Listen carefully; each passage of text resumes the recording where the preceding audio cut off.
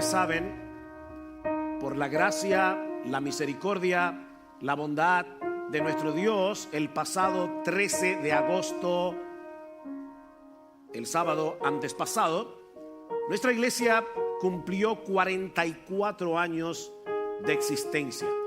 Yo todavía recuerdo, recién convertido, cuando veía creyentes más maduros o más viejos que yo y decía: wow, cuando yo tenga 10 años de convertido. Bueno, ya tengo 45 y nuestra iglesia 44 años. Aquí hay varias personas que todavía no han llegado a esa edad. Él nos ha preservado como iglesia durante todos esos años. Él ha querido usar este ministerio para salvar y edificar a muchos. Y no debido a nosotros, sino a pesar de nosotros. Damos muchas gracias al Señor por cada una de las piedras vivas que componen este edificio espiritual, esta casa de Dios que Él ha levantado aquí. Hombres y mujeres redimidos por el Señor que han puesto sus dones al servicio del pueblo de Dios en esta iglesia local para llevar a cabo la obra que nuestro Salvador, la cabeza de la iglesia, nos ha encomendado. Esos 44 años han sido una aventura de fe, una aventura en la que hemos visto la mano de Dios guardando, guiando, protegiendo, preservando esta iglesia, incluso cuando hemos tenido que atravesar por momentos sumamente difíciles. Pero mis hermanos y hermanas, no podemos quedarnos mirando hacia el pasado con nostalgia. No es necesario ahora que nos enfoquemos en nuestro presente y nuestro futuro, con la expectativa de que los años que nos restan hasta la venida de nuestro Señor Jesucristo sean 1000 veces más fructíferos de lo que han sido hasta ahora.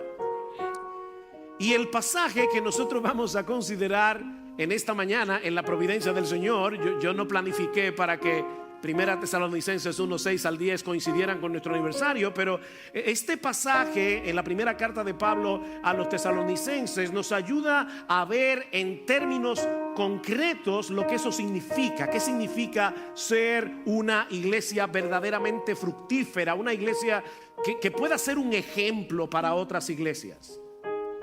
A pesar de que esta era una iglesia joven, mayormente compuesta por recién convertidos, Pablo les dice en el versículo 7 que ellos habían llegado a ser un ejemplo para todos los creyentes en Macedonia y en Acaya. Es decir, prácticamente en toda Grecia. Eso es lo que cubría estas dos regiones, el norte y el sur de Grecia. Ahora, es importante señalar que esta es la única vez en todo el Nuevo Testamento que se dice de una iglesia que ha venido a ser ejemplo para otras iglesias. Pablo, ni Pedro, ni ninguno de los otros apóstoles dicen eso de alguna otra iglesia del primer siglo, solo de Tesalónica. Por supuesto, eso no significa que aparte de Tesalónica no hubiera iglesias fieles durante el primer siglo, porque sí las había. Pero mis hermanos, solo de la iglesia en Tesalónica se dice explícitamente que vino a ser un ejemplo digno de ser imitado. De manera que este pasaje nos presenta el estándar al que toda iglesia debería aspirar. Nosotros, Iglesia Bíblica del Señor Jesucristo aquí en República Dominicana, deberíamos anhelar que se diga de nosotros como iglesia lo que Pablo dice de los creyentes en Tesalónica. Si tú amas tu iglesia local, y déjame decirte que debes amar tu iglesia local, porque la iglesia es la esposa del Cordero, la iglesia es la niña de los ojos de Jesús, así que debemos amar la iglesia. Tú deberías anhelar de todo corazón que Iglesia Bíblica del Señor Jesucristo sea un modelo, sea una iglesia digna de ser imitada. Ahora recuerda que la iglesia es lo que sus miembros son. Aquí no estamos hablando de una institución abstracta, la iglesia. La iglesia eres tú. La iglesia soy yo. La iglesia son personas. De manera que lo que estaremos aprendiendo hoy acerca de la iglesia tiene que ver contigo, conmigo. Si eres miembro de esta iglesia, ¿cuáles son las características que debe poseer una iglesia para que llegue a ser un modelo digno de ser imitado? O para plantearlo de una forma más específica, ¿qué se requiere de nosotros, iglesia bíblica del Señor Jesucristo? De modo que podamos ser un ejemplo para otras iglesias. Bueno, hay al menos 4 características que podemos extraer de este pasaje. La primera es que una iglesia digna de ser imitada es una iglesia cuyos miembros son imitadores de aquellos que imitan a Jesús. Es una iglesia cuyos miembros son imitadores de aquellos que imitan a Jesús. Vean otra vez el versículo 6, pero voy a leer desde el 5 porque hay una conexión. Noten que el versículo 6 comienza con un y, o sea, viene hablando de lo mismo. Dice Pablo, versículo 5, pues nuestro evangelio no vino a vosotros solamente en palabras, sino también en poder y en el Espíritu Santo y con plena convicción, como sabéis qué clase de personas demostramos ser entre vosotros por amor a vosotros, y vosotros vinisteis a ser imitadores de nosotros y del Señor. Ustedes saben muy bien cómo nos comportamos cuando estábamos en Tesalónica, qué clase de personas éramos, y ustedes vinieron a ser imitadores de nosotros y del Señor. Estos creyentes en Tesalónica no solo recibieron el mensaje del evangelio, sino que también absorbieron, adaptaron el estilo de vida de sus mensajeros, Pablo, Silas, Timoteo, y de ese modo llegaron a ser imitadores de Jesús y un ejemplo para otros. Los imitadores llegaron a ser dignos de imitación, dice un comentarista. Mis hermanos, esto es lo que se llama discipulado. Esto es el discipulado. El proceso de discipulado no se produce únicamente cuando traspasamos información, sino cuando modelamos una vida. Eso es discipular. Por eso alguien decía que la esencia del discipulado es la imitación. La esencia del discipulado es la imitación. Y eso fue lo que sucedió en Tesalónica. Ustedes vinieron a ser imitadores de nosotros y del Señor. Ahora, hermanos, no deja de ser interesante que Pablo lo haya dicho en ese orden: de nosotros y del Señor. Porque a final de cuentas es a Jesús, ¿verdad?, a quien debemos imitar. Él es el patrón, Él es el modelo.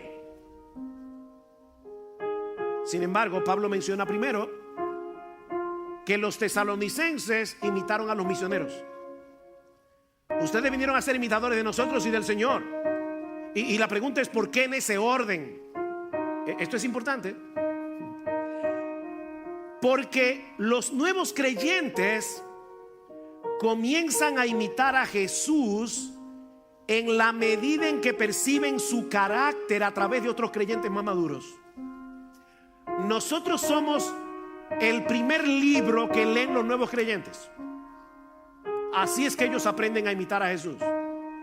Ellos obviamente aprenderán a conocer a Jesús a través de las páginas de las Escrituras, pero inicialmente lo conocerán a través de aquellos que los modelan, que modelan a Cristo en sus vidas. Es por eso que en el Nuevo Testamento no solo se nos exhorta a imitar a Cristo, sino también a aquellos que son imitadores de Él. Debemos ser imitadores. Escribiendo a los Corintios, Pablo le dice en 1 Corintios 4:16: imítenme a mí. Y más adelante en el capítulo 11, versículo 1: sed imitadores de mí, así como yo de Cristo. El modelo por excelencia que debemos imitar es la persona de Jesús. Él es el patrón. Pero Pablo había ejemplificado delante de estos creyentes la persona y el carácter de Cristo, y por eso los exhorta: imítenme a mí, porque yo lo estoy imitando a Él. Imítenme a mí. Y hermanos, Pablo no era un superhombre. Era hombre, sujeto a pasiones iguales que las tuyas y las mías, salvo por el mismo Salvador, regenerado por el mismo Espíritu, habitado por el mismo Espíritu. Imítenme a mí como yo imito a Jesús. Los pastores no solo enseñamos con nuestras palabras, nosotros enseñamos con nuestro ejemplo.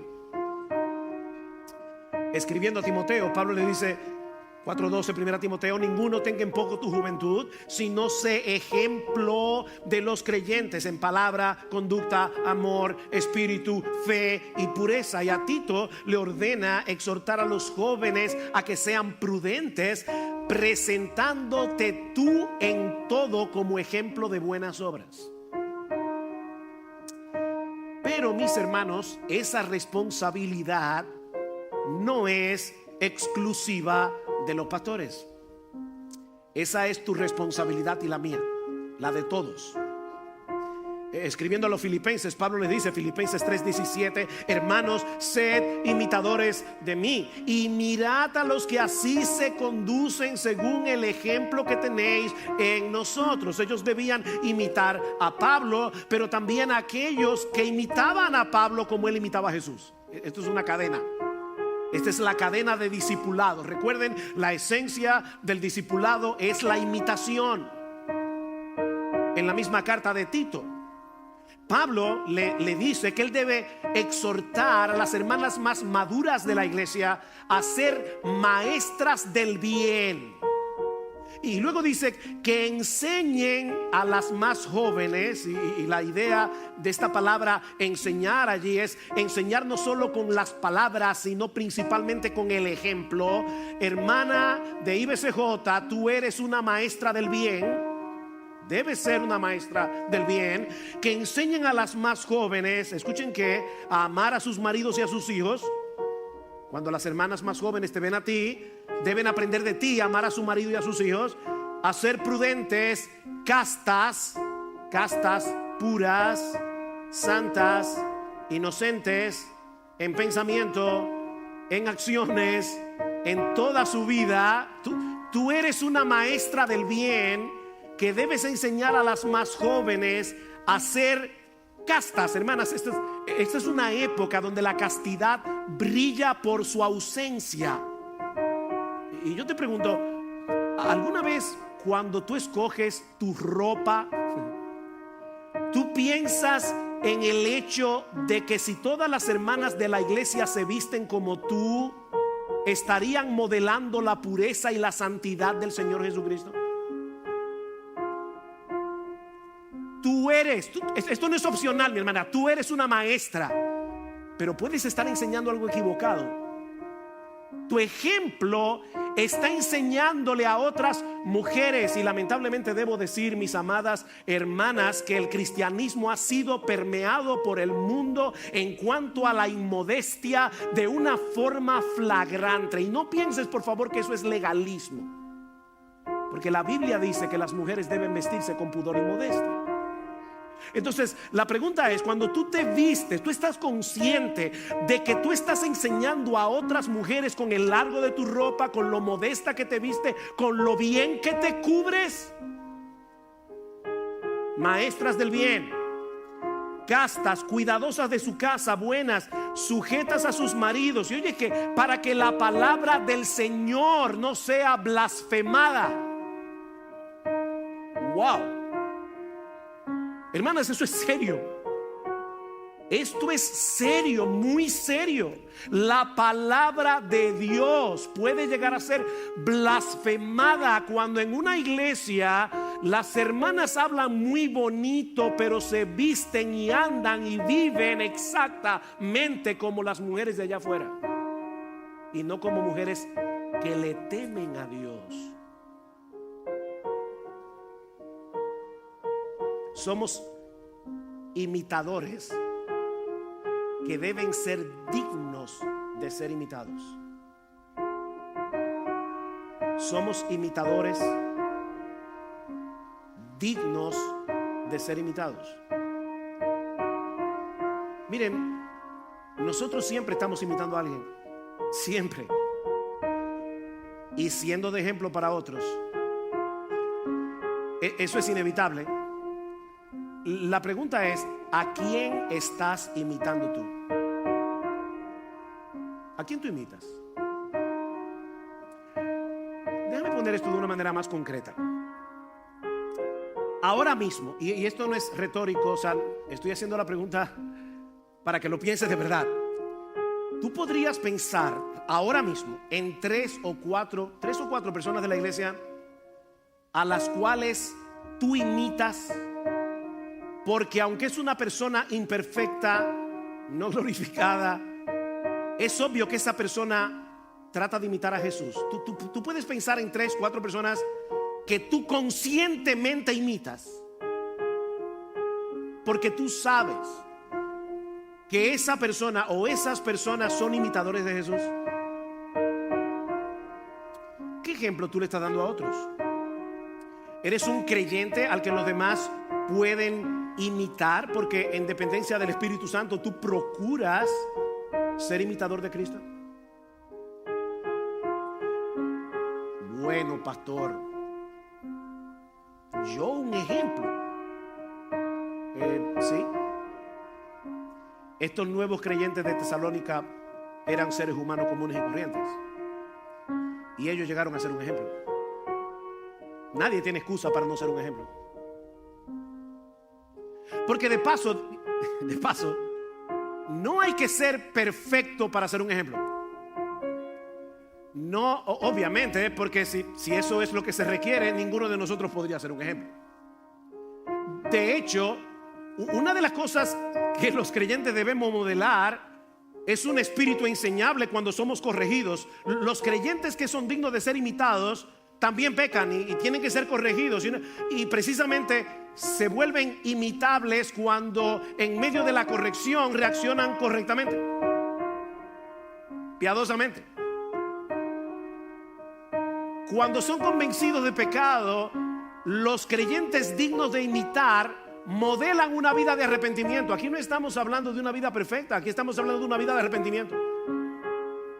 Y la gente puede decir, yo puedo imitar a esta persona porque cuando él peca se arrepiente y pide perdón. Y no solo a Dios, sino cuando tiene que pedirle perdón a otra persona, pide perdón. Es digno de ser imitado, no hay que ser perfecto. Y yo vuelvo y te pregunto, ¿tú eres un ejemplo para tu esposa? Ese es tu primer, ¿qué puedo decir? La primera persona en la que tú tienes que ser un ejemplo es a tu esposa, a tu esposo. ¿Eres un ejemplo? ¿Eres un ejemplo para tus hijos? Nosotros estamos todo el tiempo modelando algo delante de nuestros hijos, nuestro amor por el Señor, nuestro amor por su palabra, nuestro amor por la iglesia. Tú eres un ejemplo. Si todos los creyentes de esta iglesia te imitaran a ti, ¿cómo sería esta iglesia?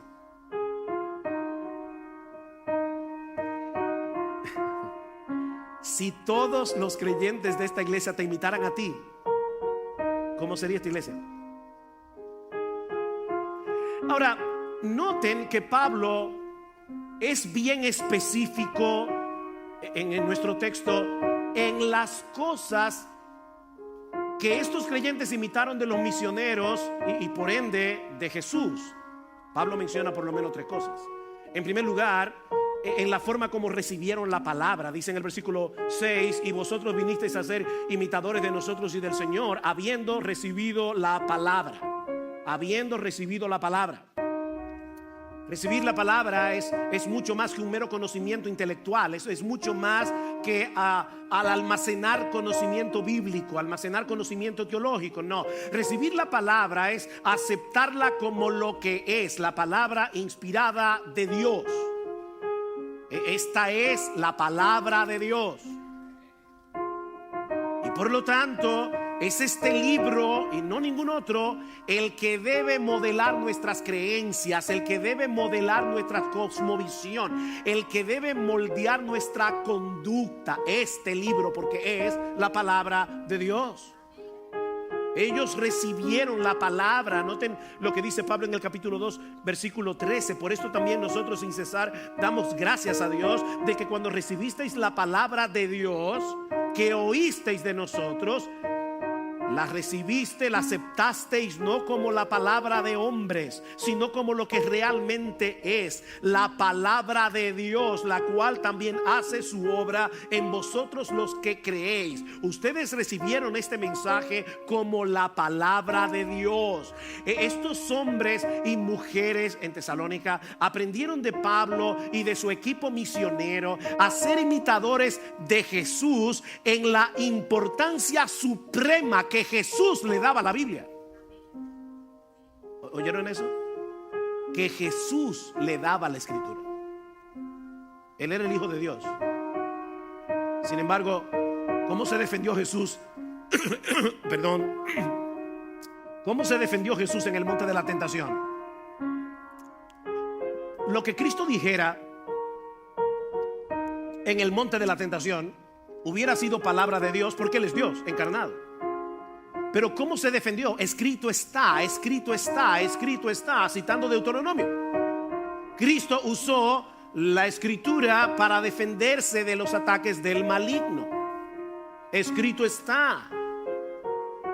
O sea, en la mente del Señor era imposible pensar que este libro fuera quebrantado. Si está escrito, no hay nada más que hablar. A la ley, al testimonio. A la ley, al testimonio, como dice Pablo en Romanos capítulo 3, versículo 4. Sea Dios veraz y todo hombre mentiroso. Sea Dios veraz. En Juan 4:34, Cristo le dice a sus discípulos que su comida es hacer la voluntad del que lo envió. Perdón. Mi comida es hacer la voluntad del que me envió. El hombre de Dios, perdón, el Hijo de Dios encarnado, Jesús, tomaba en serio la palabra de Dios. No busco mi voluntad, Juan 5:20, sino la voluntad del que me envió. ¿Y dónde conocía Jesús? ¿De dónde extraía Jesús la voluntad de Dios? Del mismo lugar que tú y que yo, de este libro. Los creyentes que modelan a Cristo aman la palabra, la toman muy en serio. Y yo vuelvo y te pregunto, ¿percibe tu esposa, tu esposo, tus hijos, los demás creyentes de esta iglesia, que para ti las escrituras es supremamente importante? Que tú amas la palabra de Dios. ¿Es la Biblia el tribunal supremo que pasa juicio sobre tus creencias, que pasa juicio sobre tu cosmovisión, que pasa juicio sobre tu conducta? ¿O eres tú uno de esos creyentes que vienen a la iglesia con el espíritu de escuchar la predicación pensando eso no es tan así?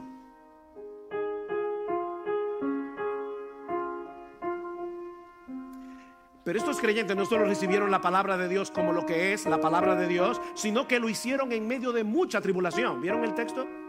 Y vosotros vinisteis a ser imitadores de nosotros y del Señor, habiendo recibido la palabra en medio de mucha tribulación.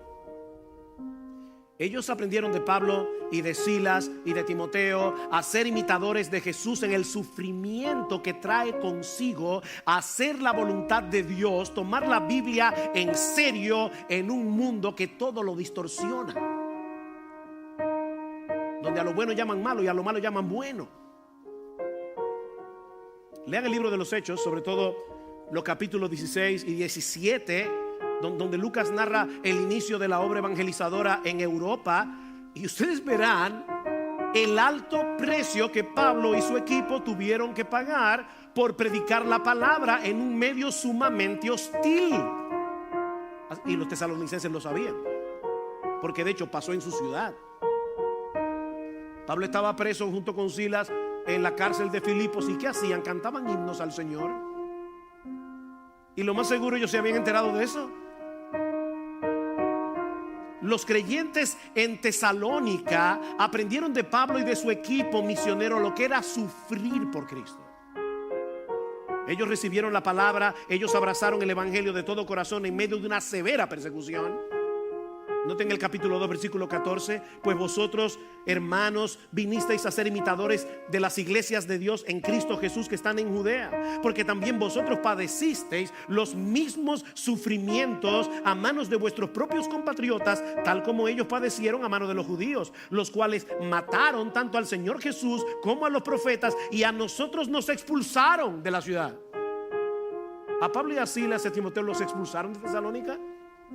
Y los hermanos vieron eso.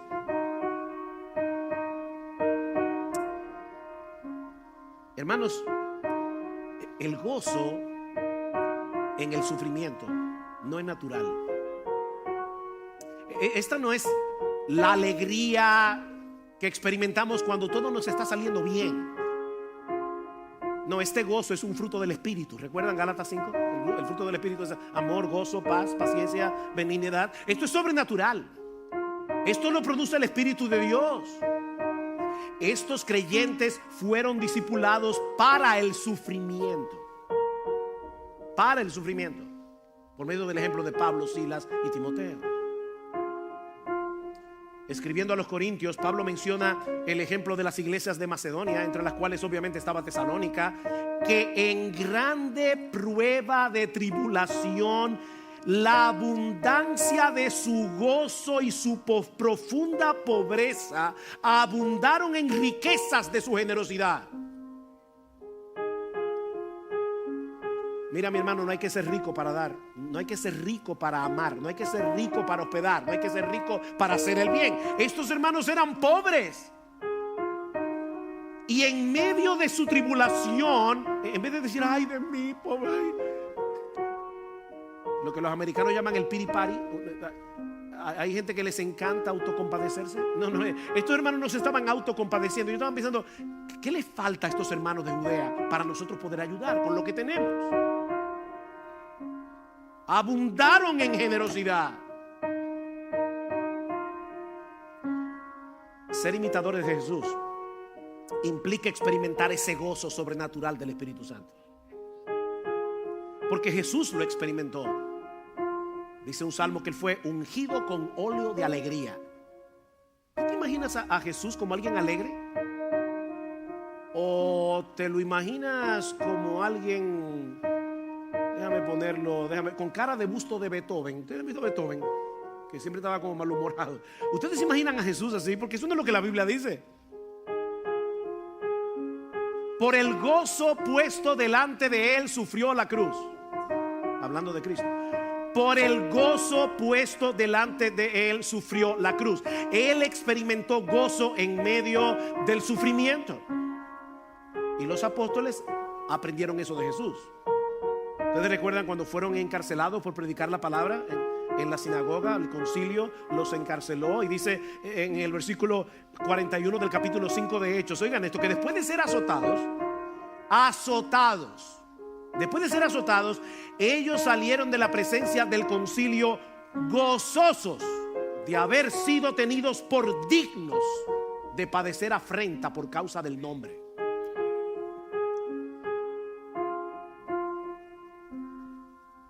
¿Eran masoquistas? ¿Les gustaba sufrir? Por supuesto que no. A ellos les dolían los golpes, igual que a ti y a mí. No, a ellos no les gustaba sufrir. Ellos se gozaban en poder mostrar a los ojos del mundo que Cristo es tan precioso, tan valioso, tan excelso, que todo lo que tengamos que padecer por su causa bien vale la pena. Ese es el gozo. Bien vale la pena. ¿Alguna vez tú has pensado que tu sufrimiento por causa de Cristo es una oportunidad que Dios te está dando para mostrarle a todo el que te rodea que Jesús es precioso? Tan precioso que vale la pena sufrir por él. Es una oportunidad. Alguien decía, me encantó esta frase, que el gozo del creyente es la bandera que ondea el castillo de nuestro corazón y que anuncia que el rey está hoy sentado en su trono. Eso es el gozo del creyente. Mi rey reina. No es como la reina de Inglaterra. Esa monarquía no hace nada, excepto salir en las revistas. No. Esta no es una monarquía de lujo. Cristo es rey. Él está sentado en su trono. Nuestro Dios reina y nosotros podemos gozarnos en eso.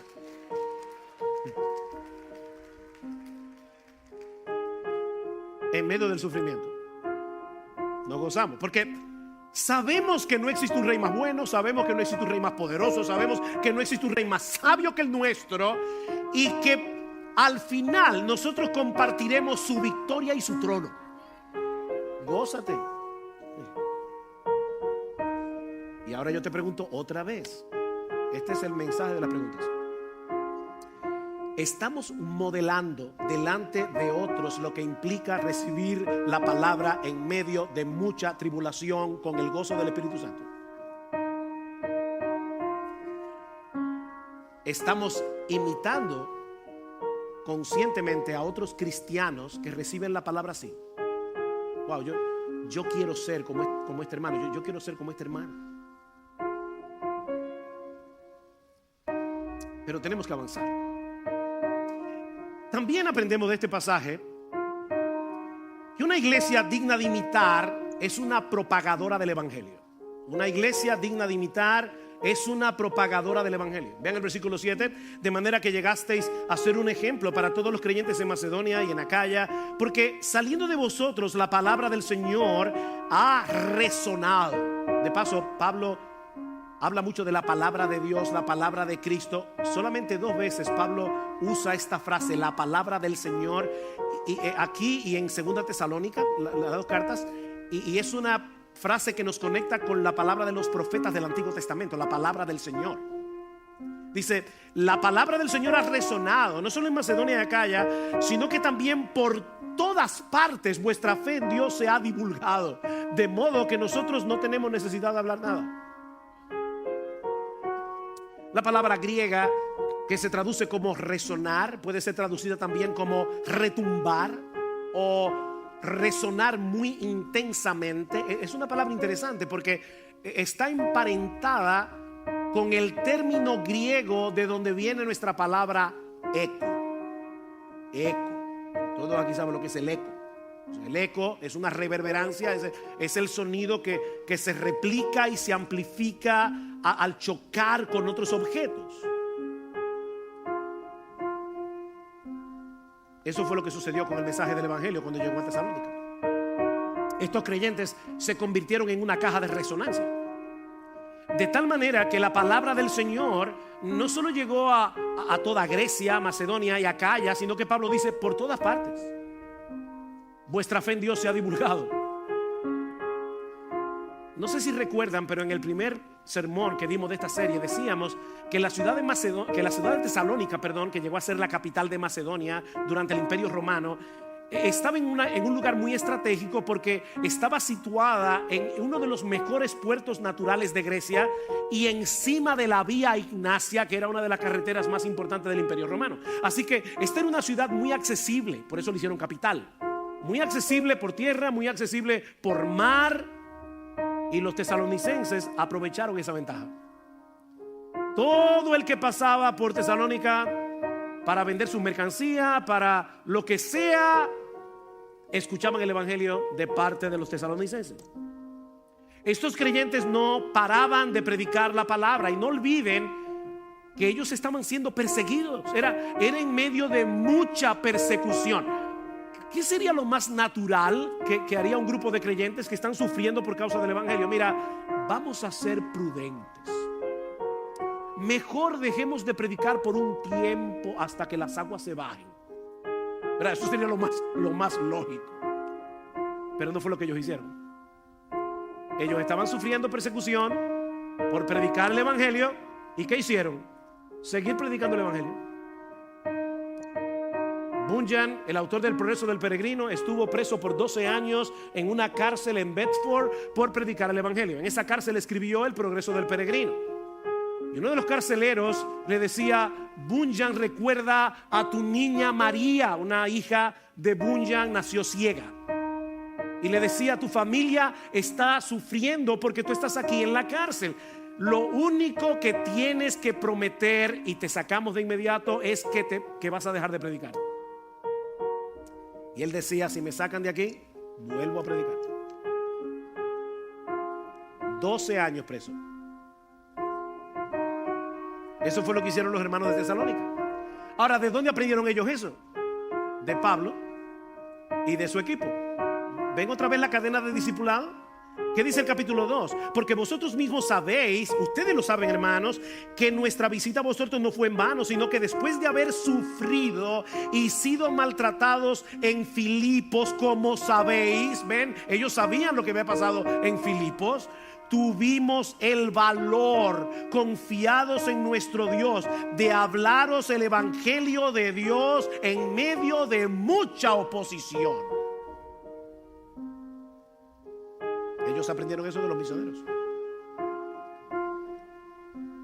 No había persecución que pudiera frenar a Pablo, y los tesalonicenses lo imitaron en eso.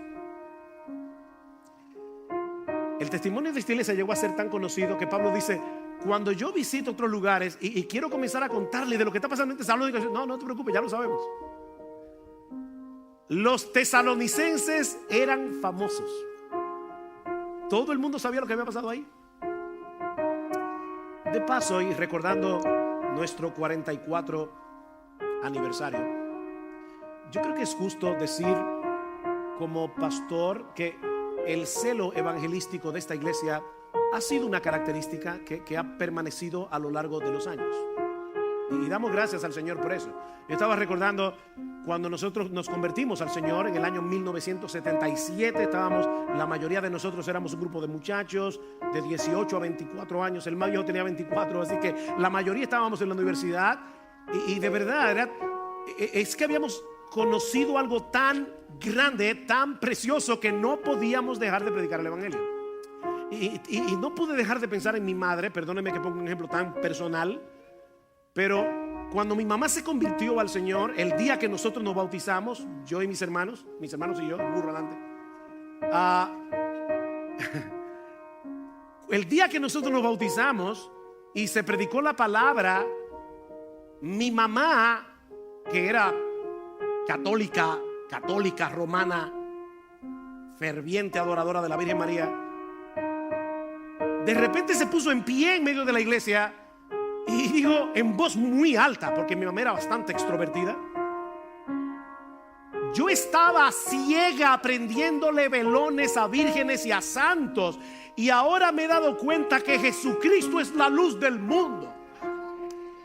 Y a partir de ese momento hasta el día de su muerte, mi mamá nunca se calló de predicar el evangelio, a tal punto que a veces había personas que llamaban a mi casa equivocado, y mi mamá le decía: mira, esta no es la casa, estás equivocado, pero déjame decirte algo, no llamaste aquí por casualidad. ¡Pam! Y le predicaba el evangelio. Hermanos, óigame, nosotros tenemos en nuestras manos no solamente el mensaje más glorioso que existe, nosotros tenemos el mensaje más importante que existe. Esto es un mensaje de vida o muerte. Tenemos un gran Salvador que vale la pena de ser proclamado. Tenemos que ser una caja de resonancia donde quiera que el Señor nos conceda la oportunidad de predicar el evangelio. Y el hecho de que, de verdad, nuestra iglesia, yo creo que ha sido una iglesia muy evangelística, eso no quiere decir que no tengamos que seguir creciendo en esto cada vez más. Pero aprendemos también de este pasaje que una iglesia es digna de imitar cuando manifiesta una incuestionable lealtad al único Dios vivo y verdadero. Noten otra vez el versículo 9. Una incuestionable lealtad al único Dios vivo y verdadero. Dice el versículo 9: pues ellos mismos cuentan acerca de nosotros, de la acogida que tuvimos por parte de vosotros y de cómo os convertisteis de los ídolos a Dios para servir al Dios vivo y verdadero. Este es uno de los textos del Nuevo Testamento que mejor describe lo que es la conversión. Esta palabra, se convirtieron, significa volverse, es cambiar de rumbo. De repente te das cuenta que el camino por el que andas es equivocado, no te va a llevar al fin correcto y das media vuelta para tomar la ruta correcta. Eso es convertirse. Uno de los inventos más geniales de esta época es el GPS. Sobre todo para manejar en Estados Unidos. Wow, qué bueno es tener un GPS. Global Positioning System, o sea, el sistema de posicionamiento global, un GPS. Cuando uno se equivoca usando el GPS y se mete por la carretera equivocada, hay una voz que sale del aparato que te dice recalculando. Los que han usado GPS saben lo que es recalculando la ruta, para decirte: te equivocaste, mijo. Lo que hace el evangelio en nosotros es ponernos un GPS. Y cada vez que nos extraviamos, recalculando, vas mal. Fue lo que pasó cuando nos convertimos, pero eso sigue pasando. Eso no es una sola vez, es todo el tiempo. Pablo describe la conversión aquí como un volverse de los ídolos a Dios. Y esta frase es interesante porque literalmente lo que el texto griego dice es: se volvieron hacia Dios desde los ídolos. Eso es lo que dice el texto. Se volvieron hacia Dios desde los ídolos. Durante toda su vida, esta gente había confiado en sus ídolos. Esta gente se había refugiado en sus ídolos. Los ídolos dominaban en el primer siglo todos los aspectos de la vida social y política del imperio greco-romano. Todos los aspectos. De manera que volverse de los ídolos a Dios era un cambio radical y que afectaba todo. Dice un comentarista, me llamó la atención, que el hecho de abandonar la idolatría para adorar al único Dios vivo y verdadero habría provocado que los amigos no cristianos se sintieran ofendidos, resentidos o traicionados. De manera similar, los miembros de la familia habrían considerado la negativa a mantener las tradiciones ancestrales como prueba de una horrible falta de preocupación por las responsabilidades familiares. Imagínense cuando de repente dice: bueno, ahora tenemos una cena para Afrodita. Yo no voy.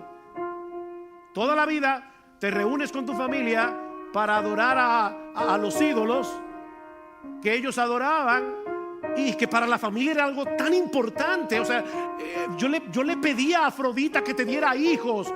Todo eso era muy importante. Y de repente el creyente dice: lo siento mucho, yo no voy a esa cena. ¿Ven el punto? Están traicionando a la familia, los valores de la familia. Y para colmo, dice este comentarista, se pensaba que la paz ciudadana, el éxito agrícola y no tener que sufrir catástrofes naturales eran cosas que los dioses naturales tenían en sus manos, tradicionales, perdón. Ignorarlos u ofenderlos se veía como algo extremadamente peligroso. De hecho, a los cristianos los acusaban cada vez que venía una peste.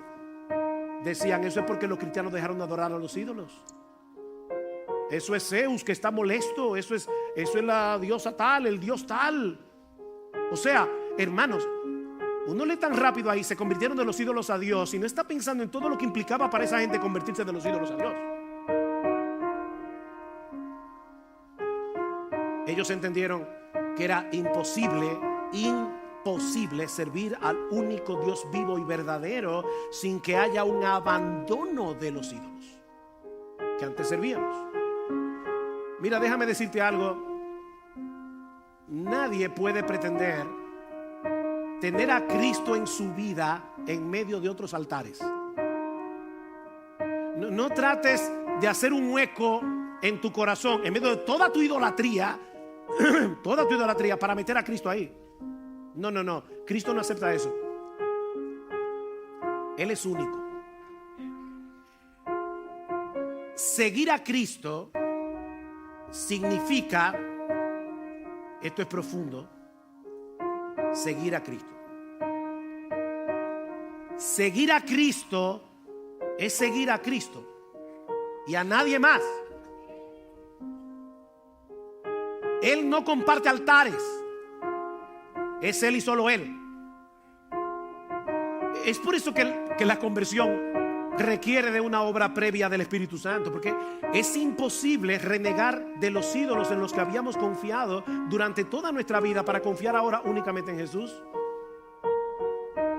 El Espíritu Santo tiene que abrir los ojos de nuestro entendimiento para que veamos a Cristo infinitamente superior, infinitamente más hermoso, infinitamente más deleitoso, infinitamente más confiable que todos nuestros ídolos.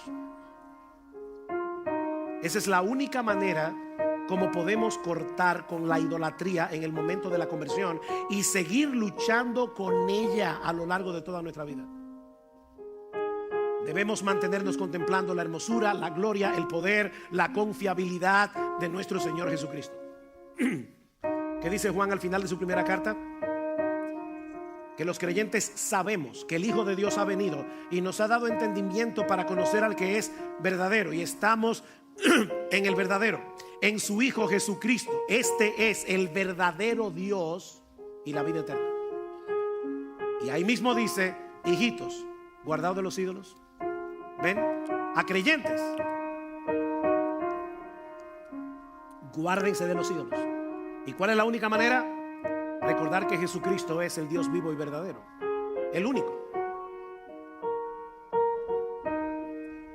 Mis hermanos, si nuestro Dios es el único Dios vivo y verdadero, eso significa que todos los otros dioses están muertos y son una ilusión.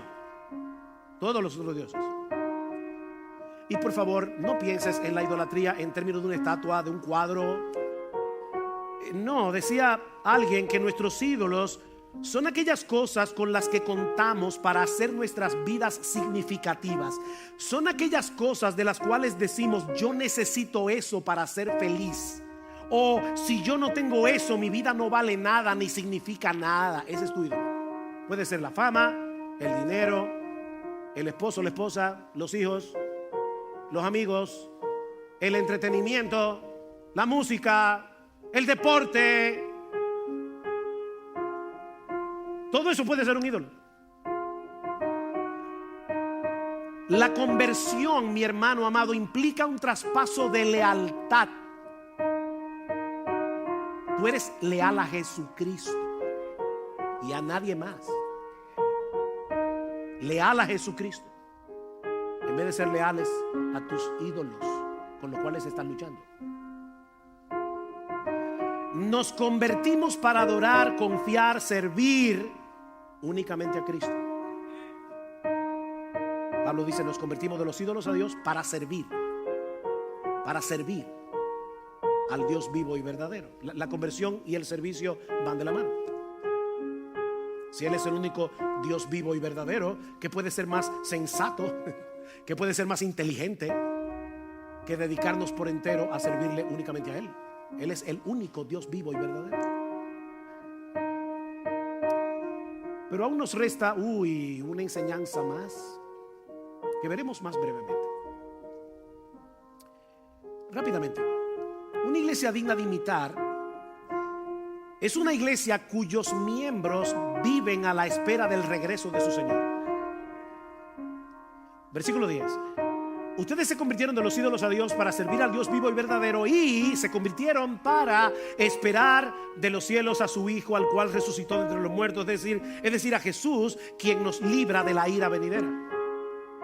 Los creyentes de Tesalónica aprendieron de Pablo a ver la vida presente a través del lente de lo que nos aguarda cuando Cristo regrese en gloria. Un tema que se repite en los 5 capítulos de la carta. Así que vamos a estar hablando más de eso más adelante.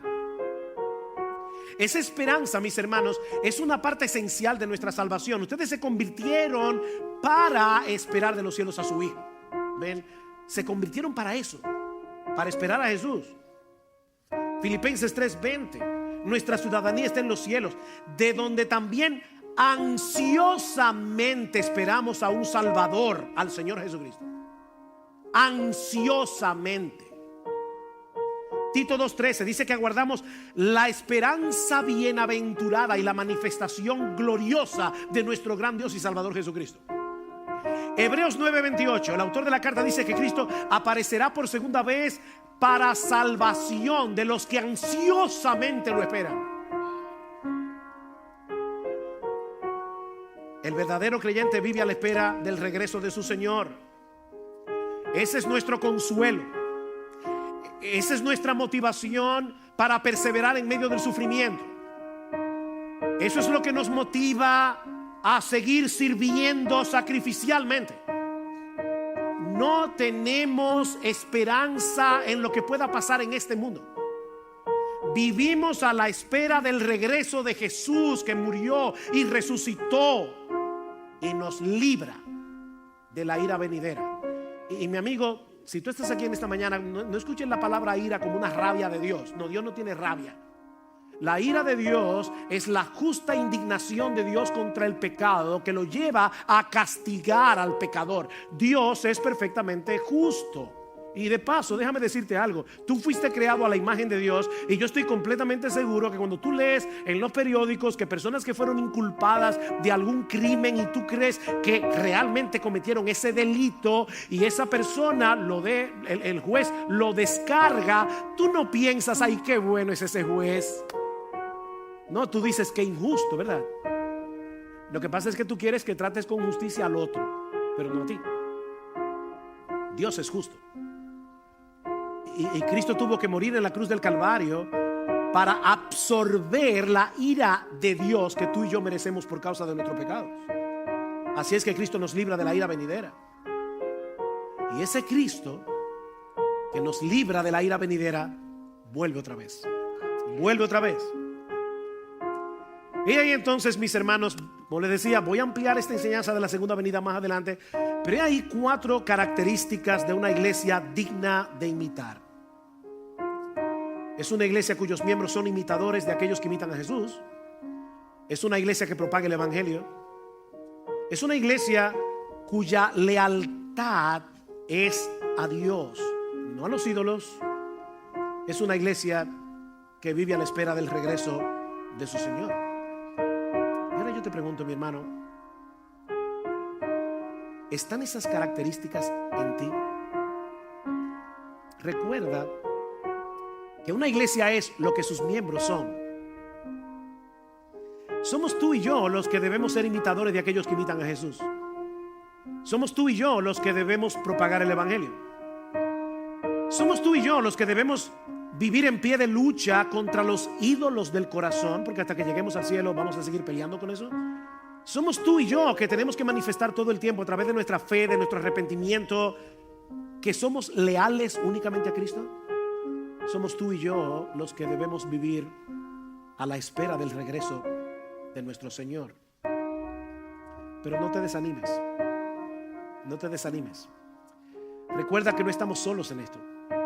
No estamos solos, mi hermano. La gracia que transformó a estos creyentes de Tesalónica es la misma gracia que te transformó a ti, si eres creyente, que me transformó a mí. Tenemos al mismo Salvador, disfrutamos de la misma salvación, tenemos el mismo Espíritu. El que los santificó a ellos es el que nos santifica a nosotros, el Espíritu Santo. Y tanto ellos como nosotros somos motivados por la misma gratitud. Fuimos librados de la ira venidera, por la misma esperanza. Cristo vuelve, Cristo vuelve. Y cuando Él regrese en gloria, nosotros seremos glorificados juntamente con Él para reinar para siempre en su trono.